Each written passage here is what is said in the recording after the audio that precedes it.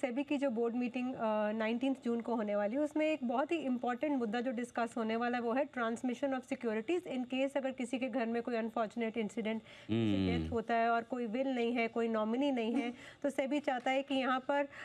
जो शेयर्स हैं, जो म्यूचुअल फंड्स हैं, उनके यूनिट्स आसानी से जो है वो लीगल हकदार तक पहुँचे। इसीलिए यहाँ पर एक बहुत ही ईजी सिस्टम बनाया जा रहा है जिसमें कम डॉक्यूमेंटेशन भी हो। सबसे पहले तो ये कि अगर किसी के पास फिजिकल शेयर्स हैं आज की तारीख में, तो 10,000 तक जो है, अगर वो उसकी वैल्यू 10,000 तक है तो कोई डॉक्यूमेंटेशन नहीं लगता, बहुत आसानी से जो है असली वारिस तक वो पहुंच सकते हैं। नॉमिनी यहाँ पर जो है लीगल एयर जो उसके पास जा सकते हैं। अगर डीमैट में अगर 30,000 तक की वैल्यू के शेयर्स हैं तो वहाँ पर भी कम डॉक्यूमेंटेशन की बातचीत है। अब अगर फिजिकल शेयर्स जो है वो 10,000 से 5 लाख तक के बीच में है, अब सेबी इस 5 लाख को 15 लाख करने का सोच रहा है, यानी कि 10,000 से 15 लाख तक के अगर फिजिकल शेयर्स हैं तो उसमें भी कम डॉक्यूमेंटेशन होगी। अगर कुछ लगेगा तो वो होगा लीगल एयर का सर्टिफिकेट, कि वारिस का सर्टिफिकेट, और ये जो है ये तहसीलदार या उसके ऊपर के ऑफिसर जो है वो इशू कर सकते हैं। अगर हम डीमैट होल्डिंग्स की बात करें तो आज की तारीख में